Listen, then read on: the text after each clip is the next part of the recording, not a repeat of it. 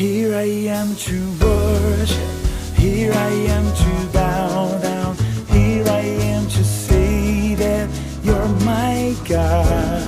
You're altogether lovely, altogether worthy. 네, 할렐루야. 오늘도 이 새벽에 함께 예배로 나아가기를 소원하는데요.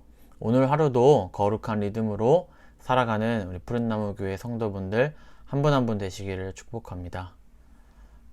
네, 그럼 저희 먼저 함께 찬양 드리시겠습니다.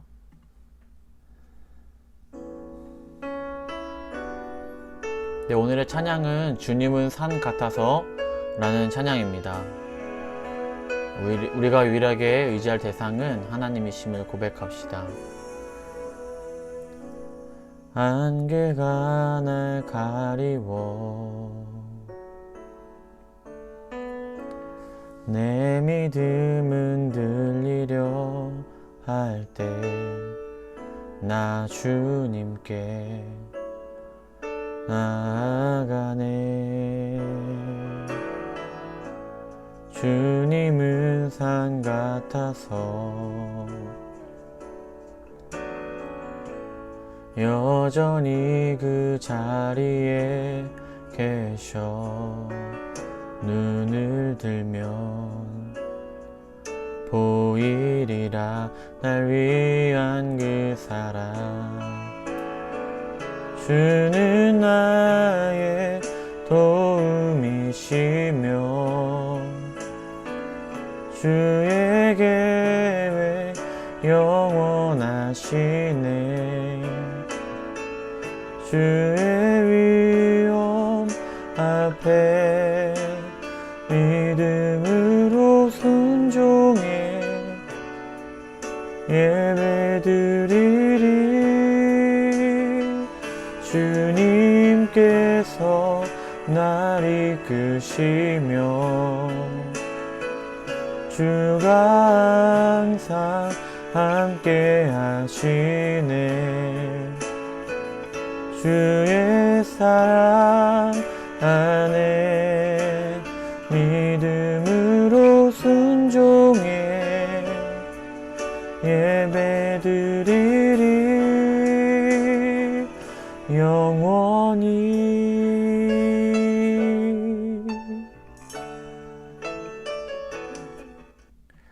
아멘. 여전히 주님은 산 같아서 우리와 함께 하심을 믿습니다. 네, 그럼 오늘의 본문 함께 나누도록 하겠습니다. 네, 오늘의 본문은요, 마태복음 14장 13절에서 21절의 말씀입니다. 네, 그럼 제가 봉독하겠습니다. 예수께서 들으시고 배를 타고 떠나사 따로 빈들에 가시니 무리가 듣고 여러 고을로부터 걸어서 따라간지라. 예수께서 나오사 큰 무리를 보시고 불쌍히 여기사 그 중에 있는 병자를 고쳐 주시니라. 저녁이 되매 제자들이 나와 이르되 이곳은 빈들이요 때도 이미 저물었으니 무리를 보내어 마을에 들어가 먹을 것을 사 먹게 하소서. 예수께서 이르시되 갈 것 없다. 너희가 먹을 것을 주라. 제자들이 이르되 여기 우리에게 있는 것은 떡 5개와 물고기 2마리 뿐이니이다. 이르시되 그것을 내게 가져오라 하시고 무리를 명하여 잔디 위에 앉히시고 떡 5개와 물고기 2마리를 가지사 하늘을 우러러 축사하시고 떡을 떼어 제자들에게 주시매 제자들이 무리에게 주니 다 배불리 먹고 남은 조각을 12바구니에 차게 거두었으며 먹은 사람은 여자와 어린이 외에 5,000명이나 되었더라. 아멘. 네, 오늘 본문에 등장한 이 오병이어의 기적은 우리가 주일학교 때부터 들어온 친숙한 본문이자 사복음서에서도 모두 기록될 만큼 의미 있고 중요한 사건임을 알 수 있습니다. 우리가 앞서 보았듯이 이제 세례 요한이 죽은 후에 예수님에 관한 소문은 헤롯 대왕에게 들릴 만큼 엄청나게 많은 소문이 이 지역과 나라에 퍼져 있다는 것을 우리가 알 수 있습니다. 자, 이와 같은 상황에서 오늘은 예수님이 이 벳세다라고 하는 들에 가시게 되는데요. 거기에서도 예수님의 이와 같은 소문을 듣고요, 많은 사람들이 예수님을 보기 위해 모이게 됩니다. 그런데 그 수는 보니까 여자와 어린 아이를 제외하고도 5,000명이나 되었다고 하니 그들을 합치면 가히 10,000명 이상의 많은 군중들이 모였다라는 것을 우리가 알 수 있죠. 그래서 그들은 예수님에 관한 여러 가지 기적과 그런 소문들을 들었기 때문에요, 아마도 예수님이 여러 병자들을 고치셨다라는 그런 이야기들을 많이 들었을 것이고, 그렇다 보니 병들고 아프고 치료받기 원하는 그런 사람들이 예수님께 많이 몰렸을 것입니다. 그래서 오늘 본문을 보면요, 예수님은 그들을 뿌리치지 아니하시고 다가오시는 그들을 불쌍히 여겨주셔서 그들을 치료하시는 그러한 모습을 나타내고 계십니다. 이렇게 예수님께서 열심히 사역을 하다 보니 어느새 날이 저물게 되고, 그렇게 되자 저녁의 시간이 이제 다가오게 되는 것이죠. 그렇다 보니까 이제 사람들은 식사할 시간이 다가왔습니다. 이 식사할 시간이 다가오자 이 예수님의 제자들은요, 예수님에게 굉장히 합리적이고 이성적인 제안을 하게 됩니다. 그 제안은 무엇이냐면, 예수님, 이제 사람들을 돌려보내서 각자 마을에 들어가서 스스로 사 먹게 하자라는 그런 것이었습니다. 왜냐하면 이 많은 사람들을 다 해결해 줄 수 없었기 때문이죠. 그렇기 때문에 이 제자들은 당연히 예수님에게 이들을 돌려보내서 각자 스스로 식사를 해결하게 하자, 이러한 제안을 예수님께 드렸던 것입니다. 이 계획 자체에는 사실 불신앙적인 요소나 잘못된 것은 없습니다. 오히려 그저 기적만 바라며 가만히 있거나 혹은 아무런 대책 없이 있는 것보다는 훨씬 신앙적인 태도라고 할 수 있죠. 그런데 이때 그들의 이성과 합리를 넘어선 말씀을 이제 예수님이 제자들에게 하시게 되는데요, 예수님은 말씀하십니다. 갈 것 없다. 너희가 먹을 것을 주라. 라고 말씀하십니다. 여러분, 이 말씀을 누구에게 하십니까? 모인 군중들에게 하셨습니까? 아니죠. 그렇다면 예수님께 고침받은 병자들에게 이 말씀을 하셨습니까? 그것도 아닙니다. 바로 예수님을 가까이서 경험하고 예수님의 말씀을 들었던 바로 그 제자들에게 예수님은 말씀을 하셨다는 것이죠. 주님은 언제나 나와 함께 동행하시며 늘 우리를 바라보고 또한 지켜주고 계십니다. 그러다가 때때로 오늘의 제자들처럼 우리도 이성적이고 합리적인 생각을 하며 열심히 이 주어진 세상을 살아갈 때에 간혹 누군가를 통해, 또한 말씀을 통해, 설교를 통해 우리의 마음 가운데 예수님께서 직접적인 말씀을 주실 때가 있습니다. 그런데 그때는 대부분 나의 이성과 합리를 넘어선 믿음을 요구하시는 때라는 사실입니다. 이 나의 경험과 이성을 넘어선 말씀 앞에 우리가 설 때에는 마치 이런 것 같아요. 모세가 홍해 앞에 선 것과 같은, 또한 보이지 않는 깜깜한 터널을 지나는 것과 같은 마음, 그리고 마치 한 발자국을 내딛으면 떨어질 것 같은 그런 절벽과 같은 모습을 우리는 떠올릴 수 있게 되는데요. 제가 다니는 신대원 교수님은 믿음에 대해 이렇게 말씀하셨어요. 믿음은 불확실한 미래에 몸을 던지는 행위라고 표현하셨는데요. 이렇게 표현할 만큼 우리가 말씀 앞에 선다는 것, 또한 믿음을 가지고 이 말씀 앞에 선다는 것은 우리에게 많은 불안감을 준다는 것입니다. 그렇지만 우리가 그때 한 발을 내디딜 수 있는 그 용기는 어디에서 나옵니까?